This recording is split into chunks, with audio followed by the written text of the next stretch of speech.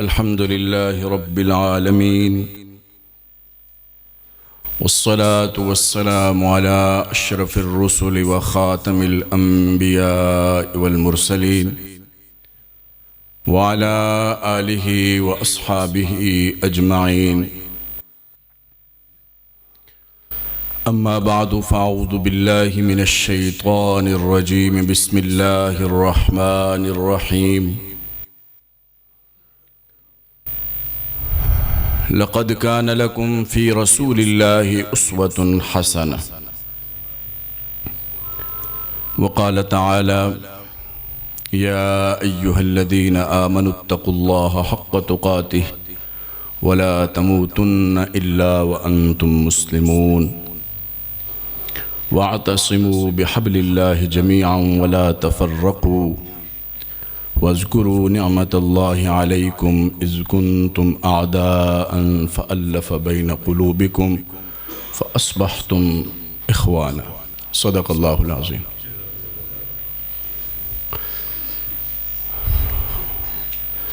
نہایت ہی واجب الاحترام صدر بزم حضرت علامہ پروفیسر شوکت چشتی صاحب، اس گاؤں کے محسن اعظم استاذ الاساتذہ حضرت مولانا قمر الدین صاحب، برادر مکرم ڈاکٹر ابو بکر صاحب، داعی وحدت حضرت علامہ قاری زبیر احمد صاحب، پیکر خلوص و وفا حضرت مولانا قاری عبدالغفور صاحب، و دیگر سٹیج پر جلوہ افروز علماء کرام، عزیز طالب علم بھائیوں، معزز سامعین حضرات، آج کی یہ نشست عنوان اس کا محفل ذکر ہے. جب میں نے قاری صاحب سے پوچھا کہ اس میں بیان کیا کرنا ہے تو قاری زبیر صاحب نے فرمایا کہ حضور اقدس صلی اللہ علیہ وسلم کی محبت کے بارے میں کچھ باتیں کرنی ہیں.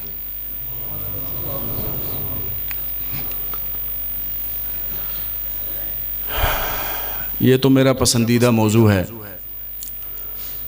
اور یہ وہ نکتہ ہے جس پر پوری امت آج بھی الحمدللہ جمع ہے.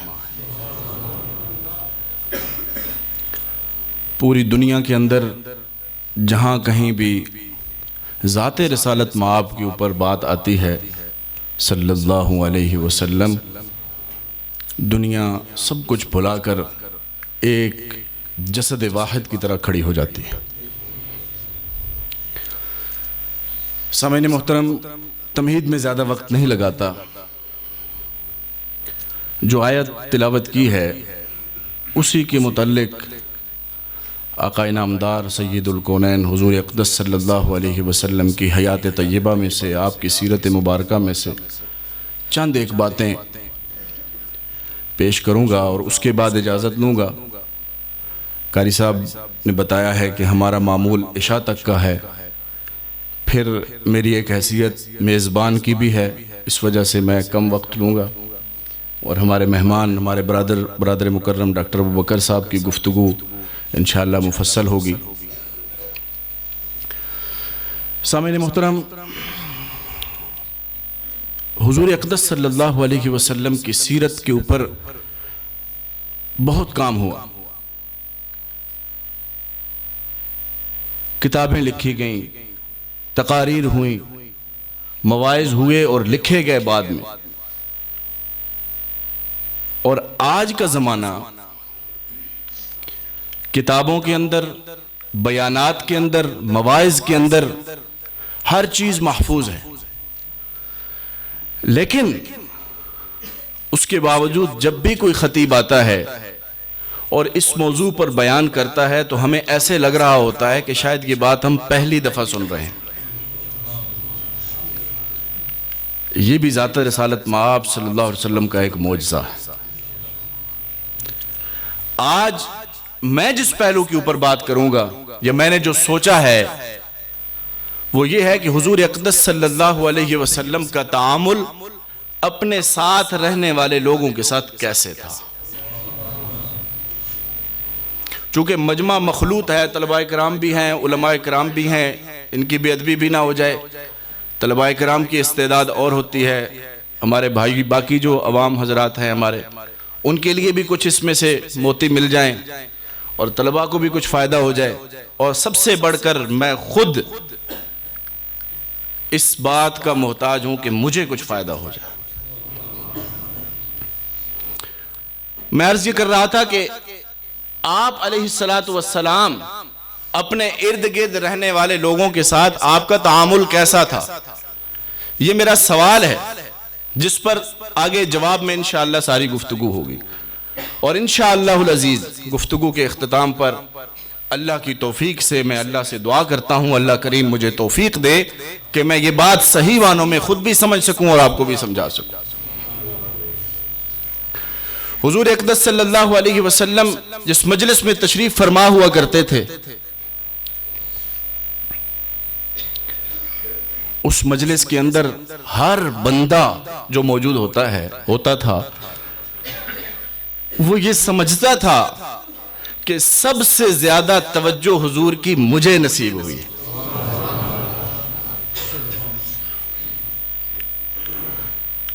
اچھا، یہ باتیں اس لیے بھی ہوں گی کہ ہم پھر اپنا بھی محاسبہ کرتے جائیں کہ ہمارا تعامل اپنے بھائیوں کے ساتھ، دوستوں کے ساتھ کیسا ہوتا ہے۔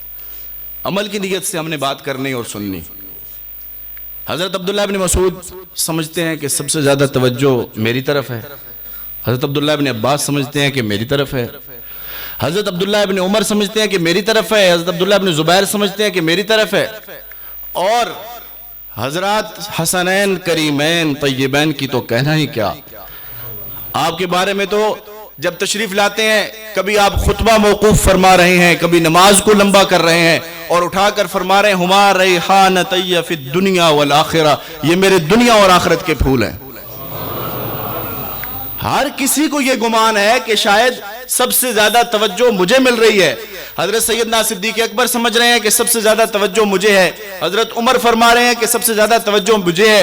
حضور فرماتے ہیں ما من نبی الا ولہ وزیران فی السماء ووزیران فی الارض فاما وزیرای فی الارض فابو بکر وعمر ووزیرای فی السماء فجبریل ومیکال۔ ہر نبی کے دو وزیر دنیا میں ہوتے ہیں، دو وزیر آسمان میں ہوتے ہیں۔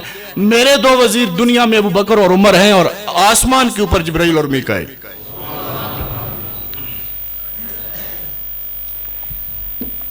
اللہ اکبر۔ ہر صحابی کا گمان۔ اس کی وجہ کیا ہے؟ آپ کا تعامل اتنا خوبصورت، اتنا پیارا۔ صحابہ کرام رضوان اللہ تعالی علیہم اجمعین فرماتے ہیں کہ جب بھی ہم ملتے تھے ہم اس کوشش میں رہتے تھے کہ کسی طرح ہم سلام سے ابتدا کر لیں۔ کبھی بھی یہ موقع ہمیں نصیب نہیں ہوا، حضور خود سلام سے ابتدا فرمایا کرتے تھے۔ کانا یبدأ بالسلام لمن لقیہ، جو بھی ملتا حضور خود سلام سے ابتدا فرماتے تھے۔ اپنا محاسبہ بھی کرتے جائیے، ہماری کیا امید ہوتی ہے؟ سیرت رسول اللہ صلی اللہ علیہ وسلم کا مطالعہ ہو رہا ہے، اس پہ گفتگو ہو رہی ہے۔ ہم کیا چاہ رہے ہوتے ہیں کہ ہمیں وہ پہلے بات کرے۔ حضور کا عمل مبارک کیا ہے کہ آپ فرما رہے ہیں، صحابہ کرام فرما رہے ہیں کہ جب بھی ملتے تھے اس انتظار میں ہوتے تھے کہ کبھی ہمیں موقع ملے سلام میں ابتدا کرنے کا، لیکن آپ علیہ السلام ہمیشہ سبقت لے جاتے۔ ہر صحابی یہ سمجھتا ہے کہ میرے محفل حضور ہیں اور میرے مجلس حضور ہیں اور شمع محفل میں ہوں۔ ہر صحابی یہ سمجھ رہا ہے۔ اچھا، یہ بات صرف سلام تک نہیں ہے، مسافے پہ آ جائیے۔ ہاتھ سے جو مسافہ ہوتا، اللہ اکبر۔ حضور اقدس صلی اللہ علیہ وسلم کو اگر صحابہ کرام مسافے کے لیے ہاتھ بڑھاتے تھے تو حضور اقدس صلی اللہ علیہ وسلم کبھی بھی ہاتھ اس وقت تک نہیں چھوڑتے تھے جب تک وہ خود صاحب کی اگر صحابہ کرام کی خود خواہش ہوتی تھی کہ زیادہ وقت یہاں رہے، لیکن صحابہ کرام آپ کی جو ہے وہ تھکاوٹ کی وجہ سے اور آپ کو ڈسٹرب نہ کرنے کی نیت سے ہاتھ پیچھے کرتے تھے، کبھی حضور نے ہاتھ نہیں چھوڑا۔ بخاری شریف کی روایت، علماء کرام بیٹھے ہیں، آپ علیہ السلام سلام فرماتے تو 2 ہاتھ آپ کے ہوتے تھے، جی 2 ہاتھوں کے۔ عبداللہ بن مسعود فرماتے ہیں میرا ہاتھ حضور کے 2 ہاتھوں کے درمیان تھا۔ مصافحے میں بھی صحابہ کرام اسی امید پر کہ کسی دن ہم ایسا ہو کہ حضور ہم سے ہاتھ چھڑائے۔ یہاں پہ بھی اپنا جائزہ لینے کی ضرورت ہے، ہمارا کیا تعامل ہوتا ہے؟ ہم 2 ہاتھوں سے سلام کرتے ہیں، جلدی کرتے ہیں، پھر 1 ہاتھ سے اگر کرتے ہیں تو کس طرح کا کرتے ہیں؟ بندے کو دیکھ کر ہمارا مصافحہ ہوتا ہے، کسی کو آدھے ہاتھ کا، کسی کو پوروں کا مصافحہ ہو رہا ہوتا ہے۔ ماننے والے اس نبی کے ہیں کہ جس کے بارے میں صحابہ فرماتے ہیں کہ ہمیں ہاتھ چھڑانے میں خود ہی حرکت کرنا پڑتی تھی، حضور کبھی ہاتھ نہیں چھوڑتے تھے۔ آپ تشریف فرما ہے، دور سے ایک صحابی آتے ہیں، سفر کر کے آئے ہیں لمبا۔ آپ کو جب معلوم ہوا نا کہ یہ میری طرف آ رہے ہیں اور مجھ سے کچھ پوچھنا چاہتے ہیں، تو آپ صلی اللہ علیہ وسلم یہ نہیں کہ اس انتظار میں رہیں کہ وہ آ کے کچھ پوچھے، آپ مکمل طور پر جب وہ پاس پہنچ جاتے تو ان کی طرف ہو جاتے، اور اس صحابی کو اور عربی بھائی کو اتنی تکلیف نہ ہو کہ وہ اپنا منہ حضور اقدس صلی اللہ علیہ وسلم کے کان مبارک کے قریب لائے، آپ اپنا کان مبارک اس کے منہ کے قریب لے جاتے تھے تاکہ یہ تکلیف میں نہ آئے۔ یہاں پر ایک بات طلباء کرام کی نظر، ذرا اندازہ لگائیے لطافت نبوی کا، اس نقطے پہ میں بات کرنے لگا ہوں۔ لطافت نبوی پہ ذرا توجہ دیجئے، کیا مزاج تھا، کتنی نزاکت تھی، کتنی نزاکت تھی۔ حضرت انس کی والدہ حضرت ابو طلحہ انصاری کی اہلیہ حضرت ام سلیم رضی اللہ تعالیٰ عنہ فرماتی ہیں کہ ایک دن حضور علیہ السلام آرام فرما رہے تھے اور آپ کے پیشانی مبارک پر پسینے کی قطرے اور بوندیں موجود تھیں، اور میں قریب گئی اور میں اس کے اوپر سے پسینہ اکٹھا کر کے ایک ڈبی میں ڈال رہی تھی۔ حضور علیہ السلام نے متوجہ فرمایا، کیونکہ آپ نے فرمایا تھا ان عینی تنامان ولا ینام قلبی، میری آنکھیں سوتی ہیں میرا دل جاگ رہا ہوتا ہے۔ جی حضرت ام سلیم فرماتی ہیں پوچھا مجھ سے کہ کیا کر رہی تھی، جواب سننے والا ہے، میں لطافت نبوی بیان کر رہا ہوں۔ ام سلیم کہتی ہیں نعطر بہی عطورنا، ہم آپ کے پسینہ مبارک سے اپنے عطروں کو خوشبو دیتے ہیں۔ اتنا خوشبو کا استعمال حضور فرماتے ہیں، اتنا خوشبو کا استعمال فرماتے ہیں۔ لطافت کی ایک اور بات یاد آ گئی، سنتے جائیے۔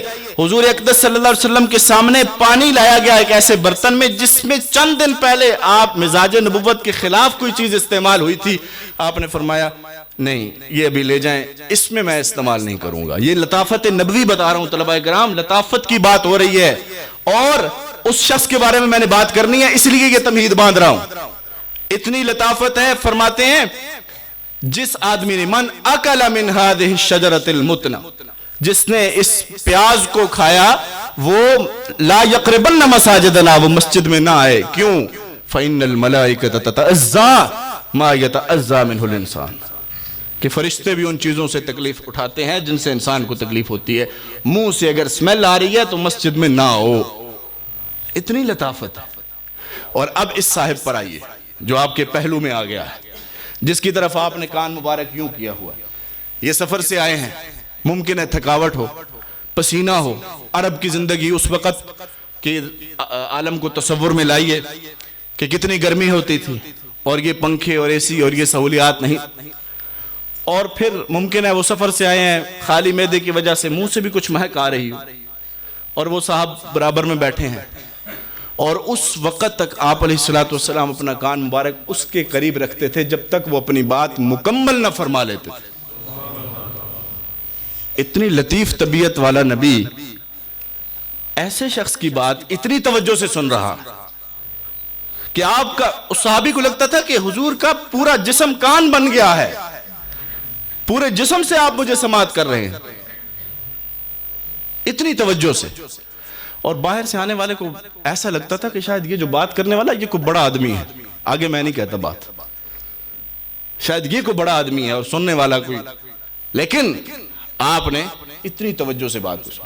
اب آئیے اپنے رویے اور تعامل پر، ہم کتنی توجہ سے سنتے ہیں. ہمارے پاس کوئی مہمان آ جائے، آج کل تو اللہ معاف کرے ہم کتنے دستیاب ہیں لوگوں کو. یہ بڑا عجیب سوال ہے. جسمانی طور پر فزیکلی اگر دستیاب ہوں بھی تو ذہنی طور پر ہم وہاں نہیں ہوتے. جسمی ہاں ہونا قلبی لدیکم والی بات ہوتی ہے. بیٹھے یہاں ہوتے ہیں، دماغ ہاتھ میں موبائل ہوتا ہے اور توجہ ادھر ہوتی ہے. حضور اقدس صلی اللہ علیہ وسلم نے کر کے دکھایا کہ کیسے پوری کی پوری توجہ اس ایک مہمان کو دی. اور اتنی توجہ کا نتیجہ یہ نکلنا ہی تھا کہ وہ سمجھے کہ شاید جتنا اہم میں ہوں اس مجلس میں کوئی اور نہیں ہے.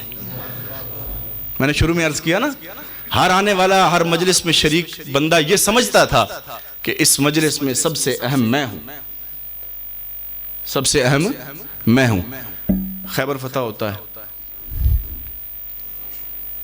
حضرت جعفر رضی اللہ تعالیٰ عنہ ہجرت فرما گئے تھے حبشہ، افریقہ کے ممالک میں، وہاں سے تشریف لا رہے ہیں. اتفاق سے ایک ہی دن یہ واقعہ ہوتا ہے، خیبر بھی فتح ہوا، حضرت جعفر بھی تشریف لاتے. حضرت عائشہ فرماتی ہیں کہ خیبر نے ہمارے دن بدل دیے، اس کے بعد کبھی ہمیں فاقہ نہیں ہوا. خیبر کے بعد ہمیں کبھی ہم بھوکے نہیں سوئے. اتنی بڑی خوشخبری والا دن ہے. اور حضور اپنے مہمان صحابی کا اکرام کس طرح کر کے فرما رہے ہیں، افرح انا بقدوم جعفر ام بفتح خیبر، کہ میں آج اس پہ زیادہ خوش ہوں کہ خیبر فتح ہوا یا اس پہ زیادہ خوش ہوں کہ جعفر تشریف لے کے آیا رضی اللہ تعالی عنہ صلی اللہ علیہ وسلم. یہ مہمان کا اکرام، آنے والے کو اتنی توجہ دینا، اتنی توجہ دینا. پھر اس نے یہی سمجھنا تھا کہ میں ہی شاید سب سے اہم ہوں. اور مصروفیت کا تو عالم، سیرت کی کتب پڑھنے سے اور علماء کرام کے بیانات سن کے اندازہ آپ کو ہوگا کہ کتنے غزوات، مہمات آپ کے تھے. یہ تو مدنی زندگی ہے. مکی زندگی میں کتنی مصروفیت تھی. قرآن کہتا ہے ان لک فی النہار سبحا طویلا، سارے کا سارا دن آپ تو ایسا جیسے کہ تیراکی ہو رہی ہے، اتنا کام تھا. یہ سبح کا لفظ علماء کرام موجود ہے، میں کوئی زیادہ جرت نہیں کرتا. استاذ الاساتذہ حضرت مولانا شوکت چشتی صاحب موجود ہیں، لیکن ایک بات طالب علمانہ رائے عرض کیے دیتا ہوں کہ تیراکی جو ہے نا، یہ نوجوان جانتے ہیں کہ سب سے مشکل ایکسرسائز ہے. اس میں جسم کا ہر آرگن، ہر حصہ جو ہے وہ حرکت کر رہا ہوتا ہے، اور اس میں انسان خوب مشقت میں ہوتا ہے. اس لفظ کے ساتھ قرآن کہتا ہے ان لک فی النہار سبحا طویلا، دن میں آپ کی اتنی مشقت کا معمول ہے، اتنی مصروفیات. میں غزوات کی بات نہیں کرتا، میں مہمات کی بات نہیں کرتا، ایک عام دن کی بات کرتا ہوں.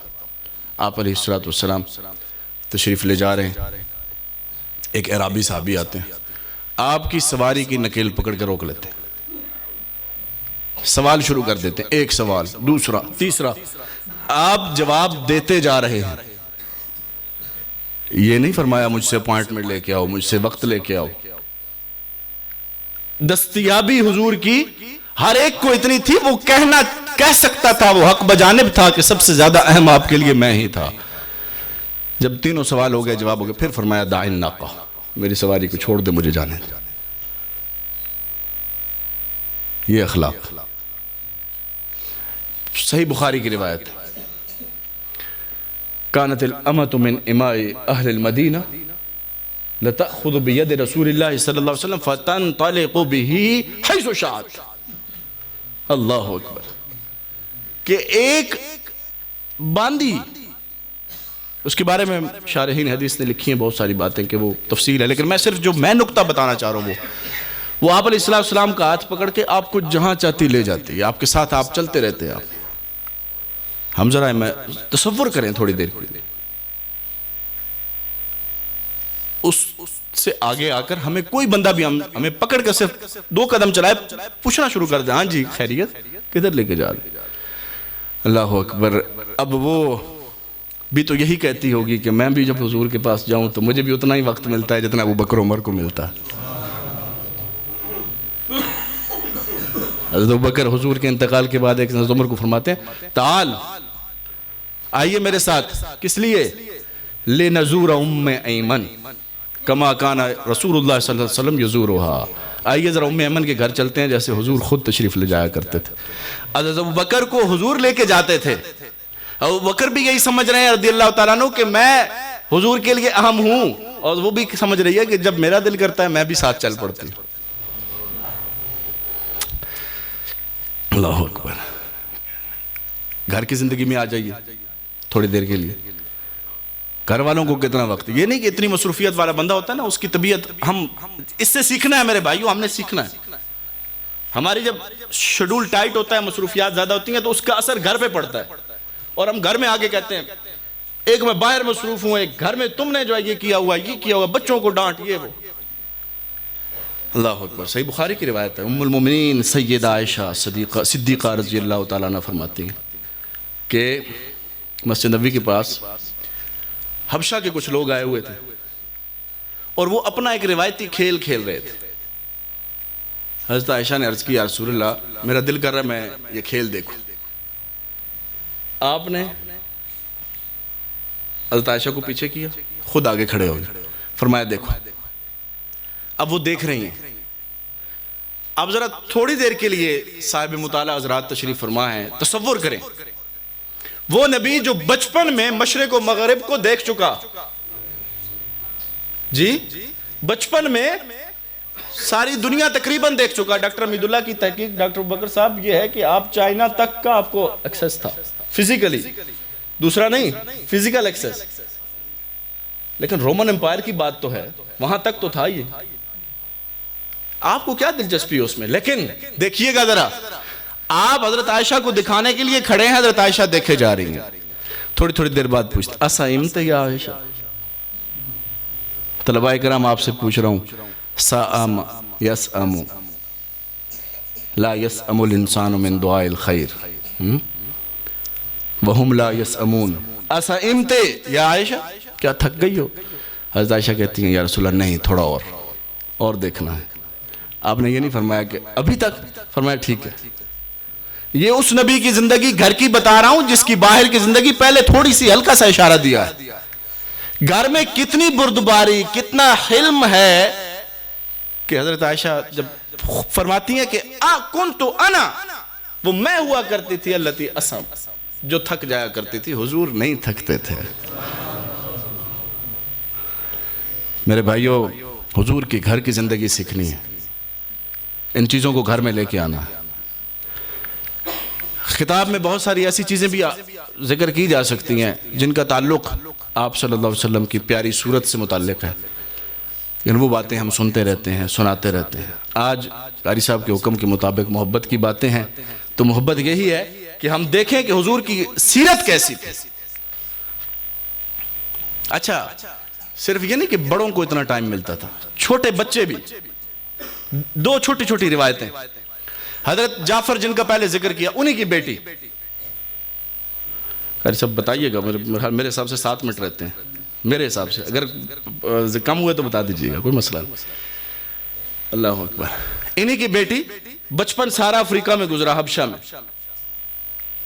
اسی کلچر میں، اسی تہذیب میں بڑھوتری ہو رہی ہے، سب کچھ. مدینہ شریف میں آ گئے. لباس وہ زرق برق لباس. ڈاکٹر بکر صاحب جانتے ہیں ہماری اسلامی یونیورسٹی میں 60 ملکوں کے لڑکے پڑھتے ہیں، تو وہاں کے لڑکے بھی ایسا لباس پہنتے ہیں جو یہاں کی لڑکیاں بھی نہیں پہنتی. اتنا زرق برق لباس ہوتا ہے. اب وہ جب مدینہ شریف میں آئے، ان کو نہیں اندازہ تھا یہاں کی ثقافت کا. ان بچیوں نے اس طرح کا لباس پہنا. وہ بچی جب پہن کے آئی تو مدینہ کے بچوں اور بچیوں نے اس کا، جیسے ہوتا ہے بچے مذاق تھوڑا بہت، تو آپ نے اس کو اپنی گود میں لیا اور حبشہ کی زبان میں حسنتن نہیں کہا، سنتن، سنتن، ہاں کو حذف کر کے بتایا. ہا کو حذف کر دیا تاکہ اس بچی کے ساتھ فریکوینسی میچ ہو جائے. اور طلباء کرام کافیہ اور شرح جامی میں آپ پڑھتے ہیں کہ الف لام کو میم سے کب تبدیل کیا جاتا ہے. جی یہ واقعہ یہ قاعدے تو ہم نحو کے کس لیے پڑھتے ہیں، میں وہ بھی ایک مثال عرض کر دوں. ایک صاحب آ کے پوچھتے ہیں ام من البر صائم صیام فی سفر ام من البر صیام فی السفر. یعنی وہ کہنا یہ چاہ رہے ہیں اس قبیلے سے ہیں جہاں پر الف لام کو میم سے تبدیل کیا جاتا ہے. کہہ رہے ہیں ام من بر صیام فی سفر.